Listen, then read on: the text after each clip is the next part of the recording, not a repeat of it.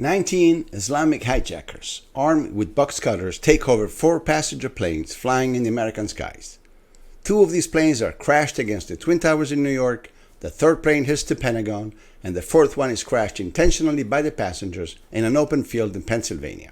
The Twin Towers later collapsed due to a structural failure caused by the impact's ending ensuing fires, killing some 3,000 people. This is, by and large, the official version of the events of 9/11 as told every year by the mainstream media all around the world. But how much do you really know about what truly happened on September 11? And I'm not talking conspiracy theories here. I'm talking about simple, verifiable facts that somehow have gone unnoticed in the big narrative maelstrom that has been 9/11 ever since. So I'm going to ask you a few questions and we'll see how much you really know about 9/11. Pause this video for a moment and go grab pencil and paper so you can write down how many correct answers you get. At the end, I will give you a score telling you what kind of expert you are on September 11. Keep in mind that in order to be considered a real expert, you'll need to answer correctly at least 20 questions out of 23. Also, remember to press pause after each question so you have enough time to think about the correct answer. And keep in mind that some questions are tricky, in that there might be multiple answers to the same question. Okay, let's go. Let's start with an easy one. How many skyscrapers actually collapsed in New York on September 11? 1, 2, 3, more than 3. The correct answer is 3. Besides the Twin Towers, a few hours later, also Building 7 collapsed. It was a 47-story steel skyscraper located right behind the North Tower. The official reason for the collapse was the fires that ignited in Building 7 after it had been hit by the debris of the collapsing North Tower. So we have a first exceptional event for that day, in which the terrorists have managed to entirely destroy 3 skyscrapers with 2 airplanes only. Only one of the many miracles that took place in New York on that day. This brings us to question number 2. Aside from those collapsed at the World Trade Center, how many steel skyscrapers have been completely destroyed due to fire in history? None. 1. Between 2 and 5. About 20. The correct answer is none. Aside from September 11, no steel skyscraper in history has ever collapsed due to fire. Steel skyscrapers simply do not collapse due to fire. They are built for that purpose. You can search as long as you want. You'll never find another steel skyscraper fully collapsed due to fire anywhere in the world. But apparently, the laws of physics were suspended on September 11, and a few isolated fires, not even huge after all, were sufficient to bring down a 47-story steel structure in a little over 6 seconds. This brings us to question number 3. What preceded the collapse of Building 7? A loud rumble? An actual countdown? A public announcement by the police? None of the above, it just collapsed unexpectedly. The correct answer is B plus C. There were both a public announcement by the police and an actual countdown. Not bad for a building that suddenly decides to collapse on its own. This is the public announcement by the police. At about the same time, when CNN recorded the explosions near Building 7, they also captured the police clearing the area and announcing the collapse.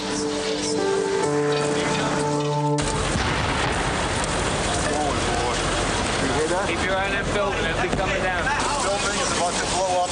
Moving back. Back here. All right, guys? Sorry. We are looking back. There's a building about to blow up. You heard them.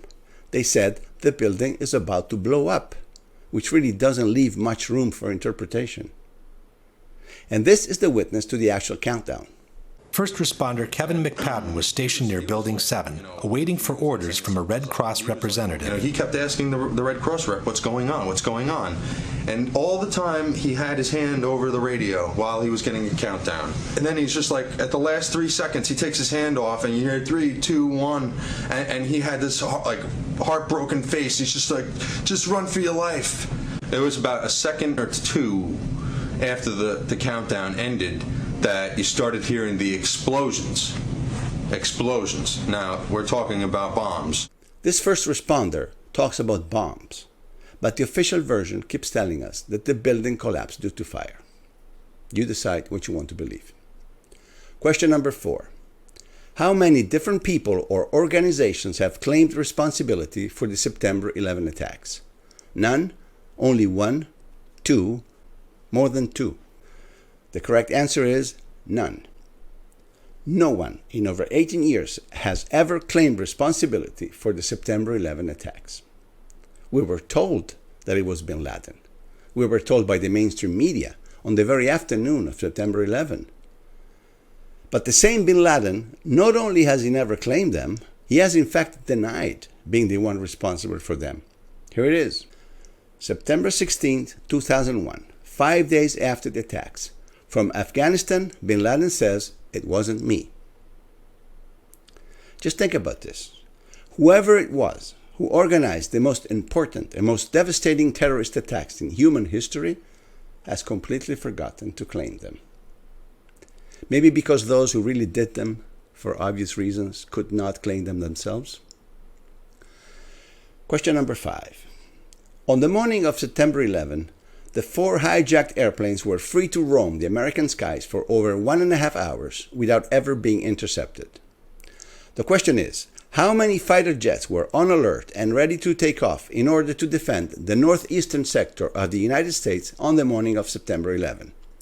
None, 4 jets, 40 jets, 400 jets. The correct answer is 4 fighter jets. 4.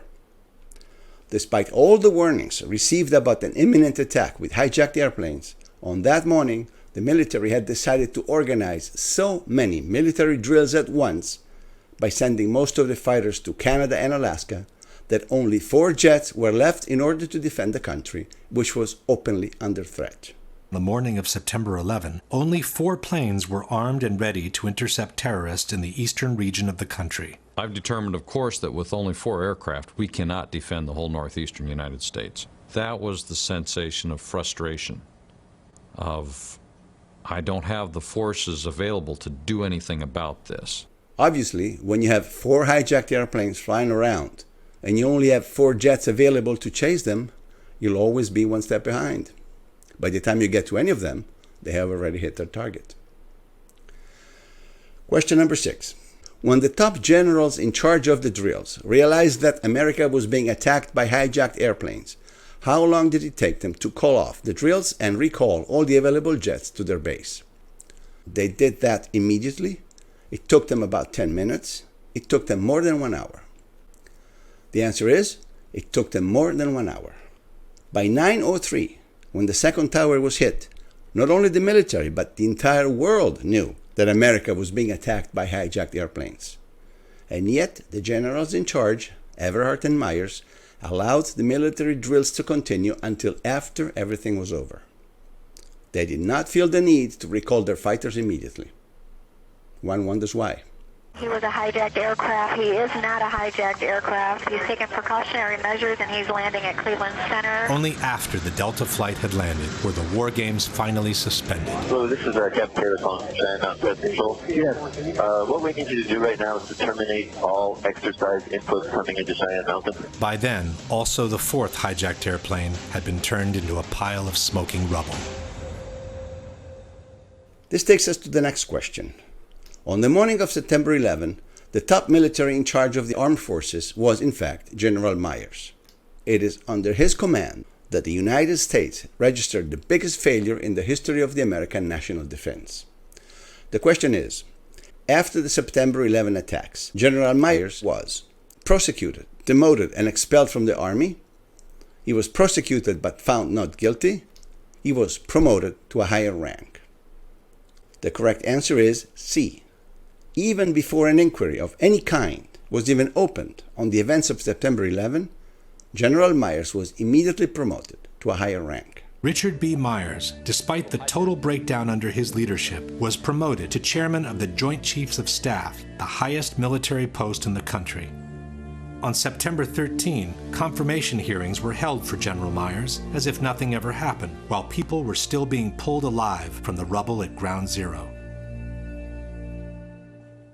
One must say that the American military has a unique way of punishing those responsible for the mistakes made in defending their own nation, don't you think? Question number 8. Larry Silverstein was the owner of the Twin Towers. Rather, he had leased the Twin Towers for 99 years. On the morning of September 11, Silverstein had a business meeting scheduled at the very top of the North Tower, the one that was hit by the first plane.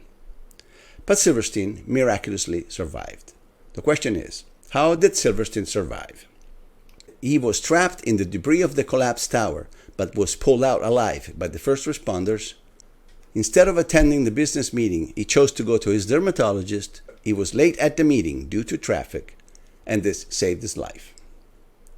The correct answer is B. On that morning, Larry Silverstein did have a business meeting at the Twin Towers. But his wife stopped him on the way out and told him, "But darling, I made an appointment for you at the dermatologist. You can't miss that." And he said, "Oh, well, this is much more important. Do cancel the business meeting. I am going to the dermatologist." And the nice part of it is that he told this story himself on television, as if it were the most normal thing in the world. The morning of September 11th, Silverstein was scheduled to have breakfast at the restaurant at the top of the North Tower.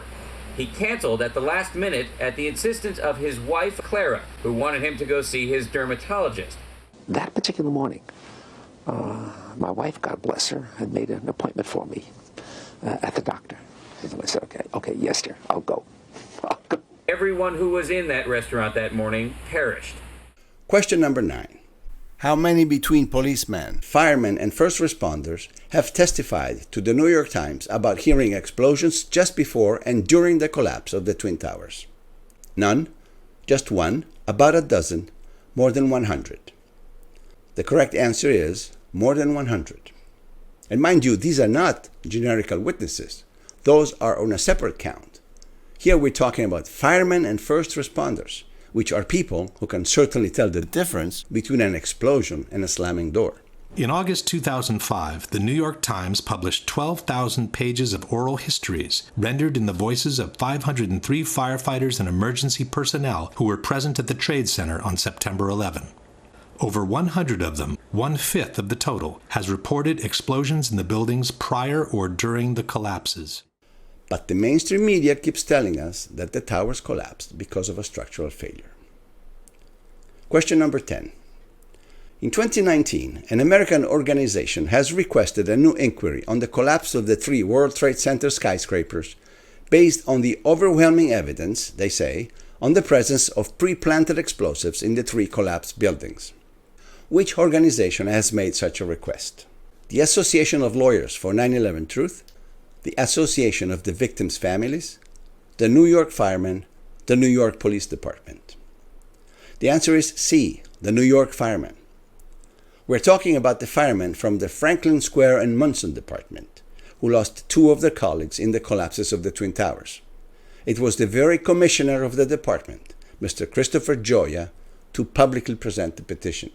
The overwhelming evidence presented in said petition demonstrates beyond any doubt that pre-planted explosives and/or incendiaries, not just airplanes and the ensuing fires, caused the destruction of the 3 World Trade Center buildings, killing the vast majority of the victims who perished that day. Therefore, be it resolved that the Board of Fire Commissioners of the Franklin Square and Munson Fire District fully supports a comprehensive federal grand jury investigation and prosecution of every crime related to the attacks of September 11th, 2001, as well as any and all efforts by other government entities to investigate and uncover the full truth surrounding the events of that horrible day. The New York firemen lost about 300 of their brothers in the collapse of the Twin Towers. Maybe it's time all these victims and their families receive some justice, don't you think? This brings us to the question number 11. Are there any videos in which explosions can be heard either before or during the collapses of the World Trade Center? No, there is no video of September 11 in which explosions can be heard. There's only one video, but the explosion is barely audible. There are 2 videos. There are more than 2 videos. The correct answer is D. There are more than 2 videos in which explosions can be heard. Here are some of them. In any case, it's not true that no explosions were recorded by video cameras. In this shot, for example, a series of loud concussions can be heard just before the collapse begins. On the left, covered by smoke, is the South Tower moments before the collapse.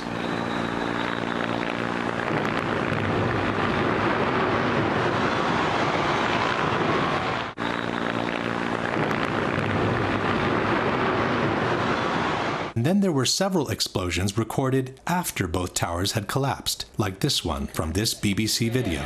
This one was recorded after both of the twin towers had collapsed and before Tower 7's collapse.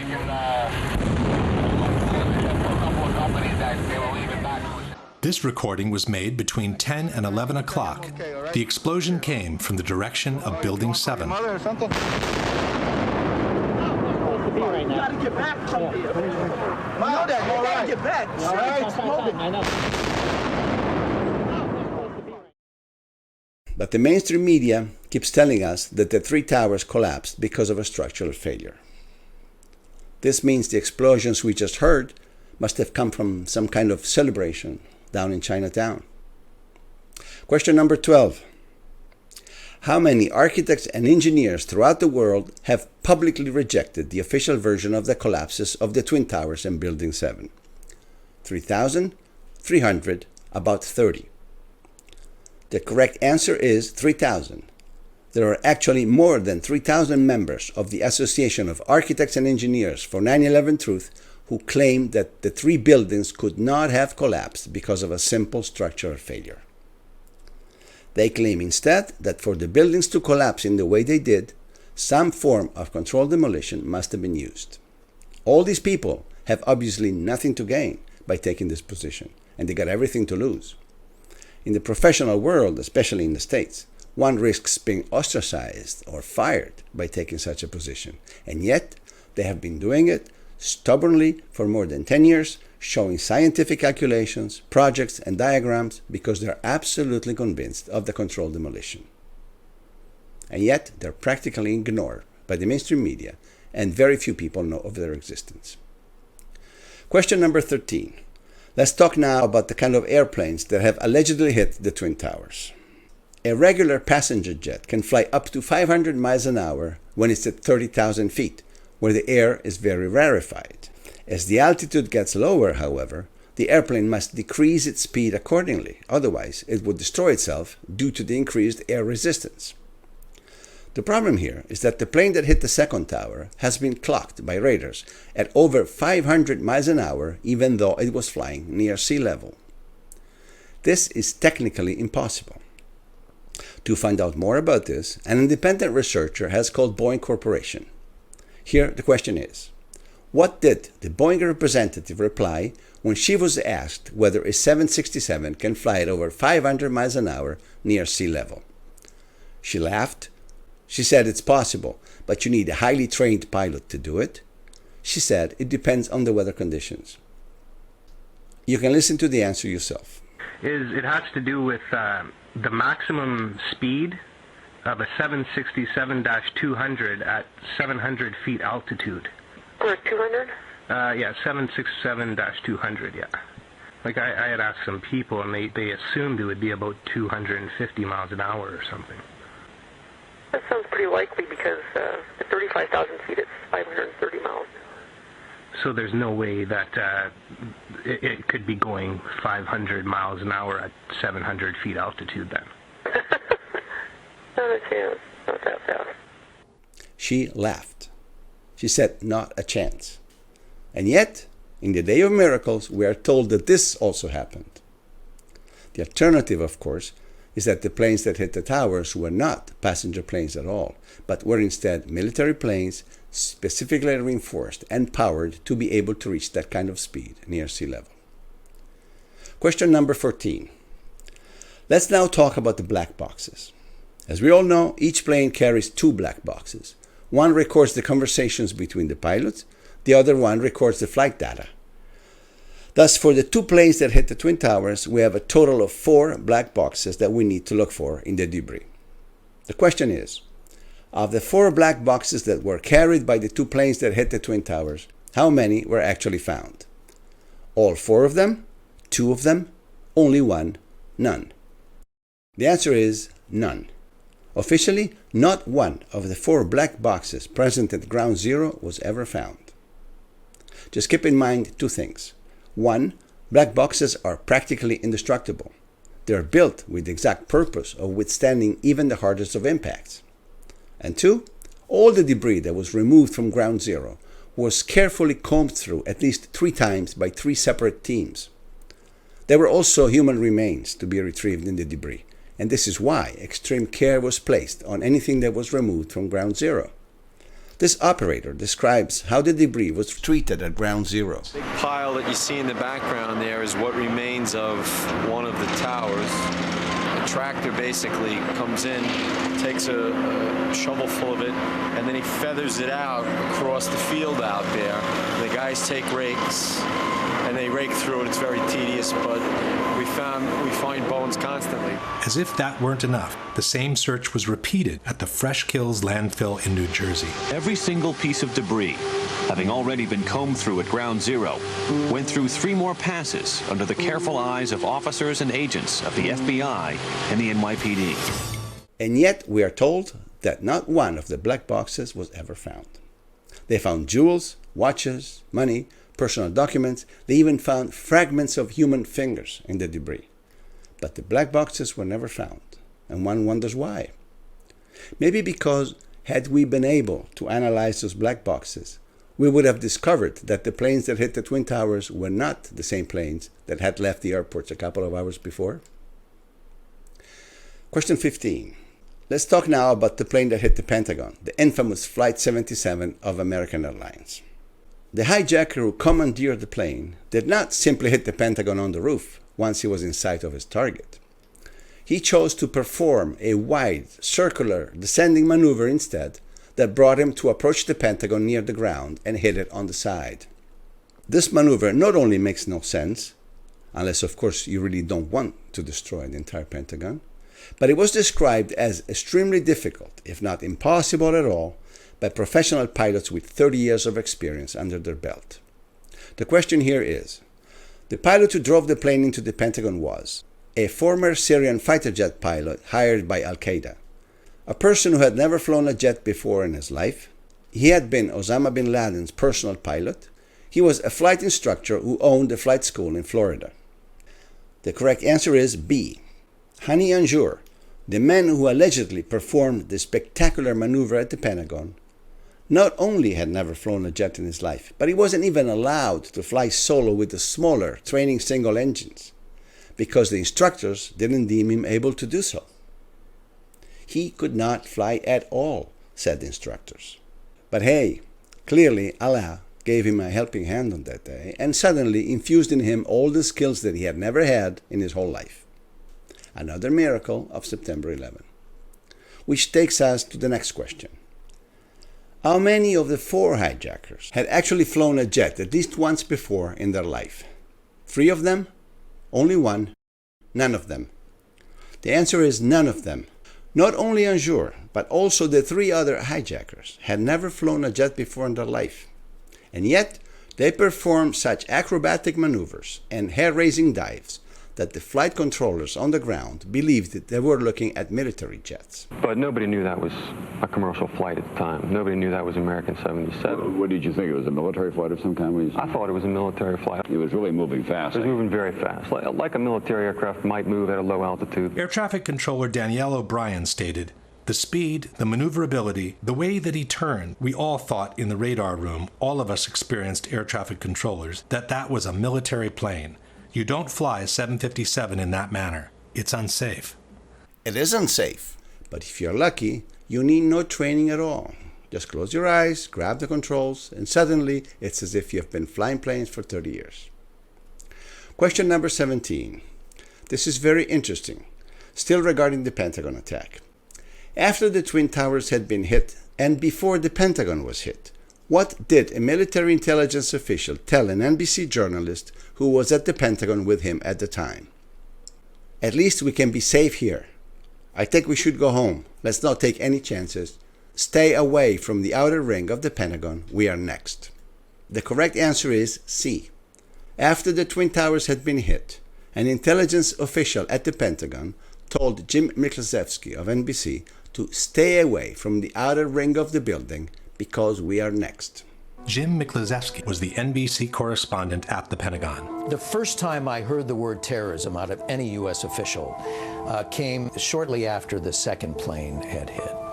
And I bumped into a U.S. military intelligence official, and I said, look, what have you got? And he said, obviously, this is clearly an act of terrorism.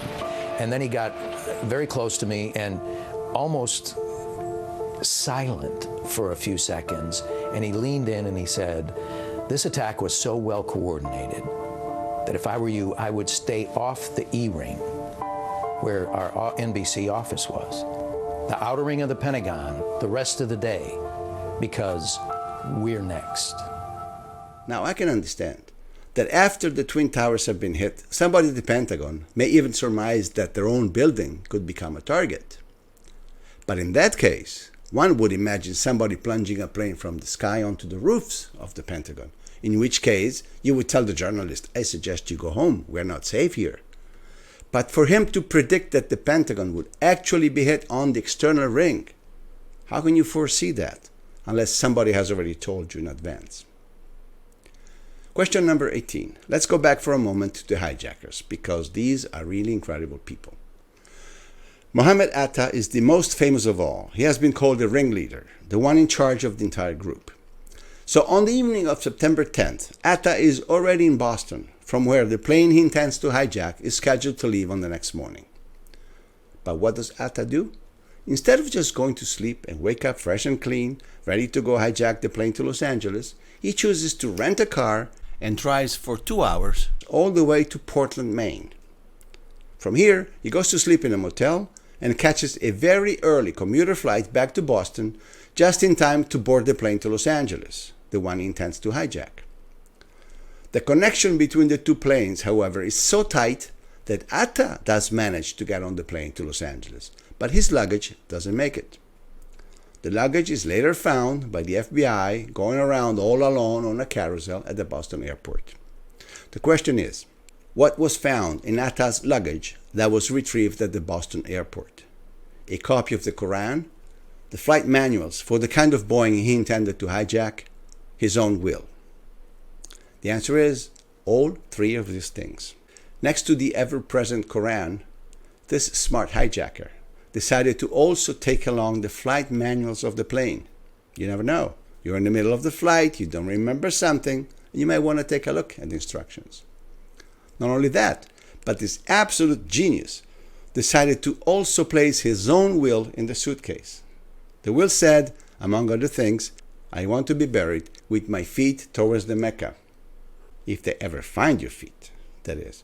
Because you're sitting in a cockpit and you're about to crash into a tower made of steel, after all. So it's not like the chances of recovering any parts of your body are very high. But just in case, he decided to bring the will along anyway. Of course, for those who are not completely stupid, this miraculous finding of Atta's luggage served one great purpose: to quickly direct the public opinion towards the idea that Islamic hijackers were responsible for the attack. Question 19, still about the hijackers. In the airports from which the 4 hijacked flights took off, like in every other airport in the modern world, there were hundreds of security cameras filming the check-in areas, the corridors, the lounges, the airport bars and restaurants, etc. The question is, how many time-stamped images do we have that show us the presence of the 19 terrorists at any of the departing airports on September 11? More than 100? Only one? Not at all? About 30 different images. The answer is none at all. We don't have a single time-stamped image showing us even one of the 19 terrorists at the airports on the morning of September 11. The only thing we were shown is a sequence depicting 3 of the terrorists at the Washington airport. But this sequence does not have a timestamp, and it was filmed with a regular camera, not a security camera. So, for as far as we know, those images could have been filmed anytime before September 11. Maybe during a dry run the terrorists were made to make under whatever circumstance. And then we were shown this image, depicting hijackers Alomari and Atta going through a security check. This picture is from September 11, but this is not the Boston airport. This is the Portland, Maine airport, as clearly shown in the timestamp that says 5:45 in the morning.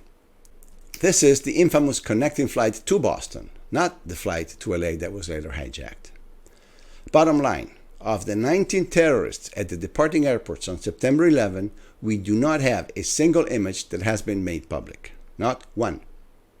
Is there anybody out there who really wants to believe this? Question number 20. According to the official version, Flight 93 crashed in a single piece in an open field in Pennsylvania. We were told it was the passengers who intentionally crashed the plane in order to avoid it to be used as a weapon against other possible targets. The mayor of Shanksville, Mayor Stuhl, has described what his fellow citizens saw when they first reached the crash site. The question is, what did Mayor Stuhl exactly say?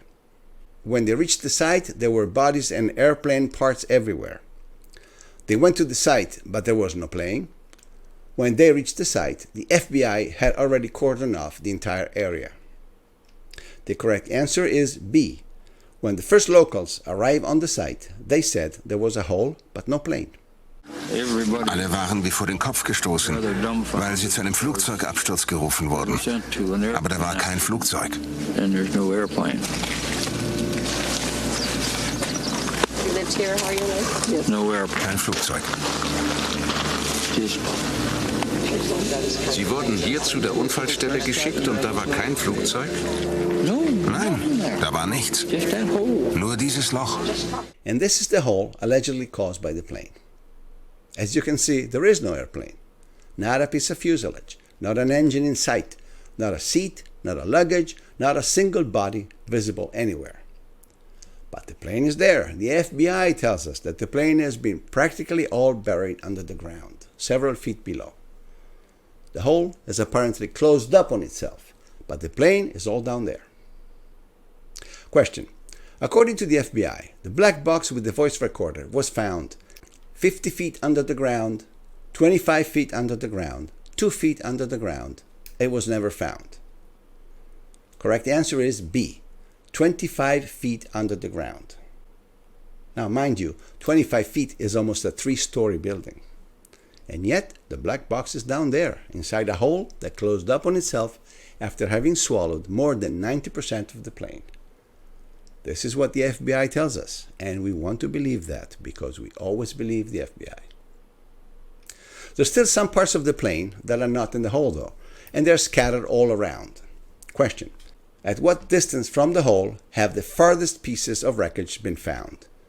80 feet from the hole, 800 feet from the hole, 8 miles from the hole. Correct answer is C.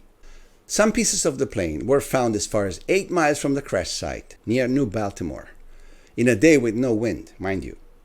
But the plane was not blown up in flight. Of course not. It's all in there, under the dirt, like the FBI says. And then we are the crazy conspiracy theorists, while the mainstream journalists choose to believe this kind of stupidity. But then again, like Upton Sinclair said, it is difficult to get a man to understand something when his salary depends upon his not understanding it. Okay, last question, number 23.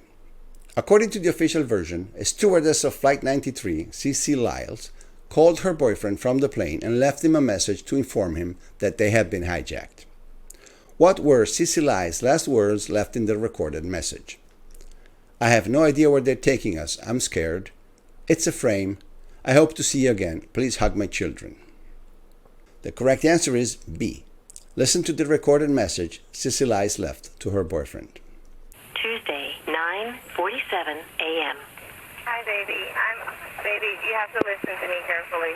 I'm on a plane that's been hijacked. I'm on the plane. I'm calling from the plane. I want to tell you I love you. Please tell my children that. We too can notice the absence of the typical background noise heard inside a plane. I don't know what to say. There's 3 guys. They've hijacked the plane. I'm trying to be calm. After saying goodbye, she seems to fumble with the headset while she whispers a few more words into the mouthpiece. I hope to be able to see your face again, baby. I love you. Bye. End of message.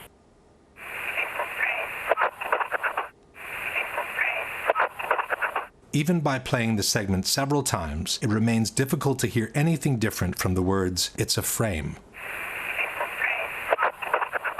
She was clearly trying to let him know that this whole hijacking story is pure BS. But in institutional documentaries, like History Channel, the last sentence is always cut off, and the phone call ends with, "I love you, goodbye."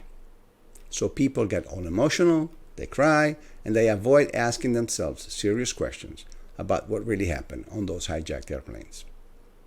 Okay, so the quiz is over. Let's now look at the score. If you answer correctly from 20 to 23 questions, you're definitely an expert on September 11. You can discuss about these attacks with anyone you want, and you can even hold a lecture on September 11 if you want. If you score between 10 and 19 correct answers, you are relatively well informed about 9/11.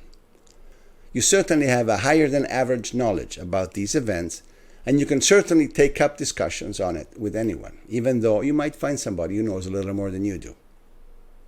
If you scored less than 10 correct answers, I'm afraid you're somewhat ignorant on September 11. Or, rather than ignorant, you are a victim of the mainstream propaganda, which every year tells us the fairy tale of the 19 hijackers, armed with box cutters, and the skyscrapers that totally collapse on themselves simply due to fire. So now it's up to you to decide how important it is for each and every one of us to know what truly happened on September 11, even just to avoid for us to be fooled again in case something similar were to happen in the future. So I hope you had some fun, and if you like the quiz, please pass it around to your friends. It's never too late to inform those who are less knowledgeable than us on what truly happened on September 11, given that the mainstream journalists blatantly refuse to do what is supposed to be their job. Thanks.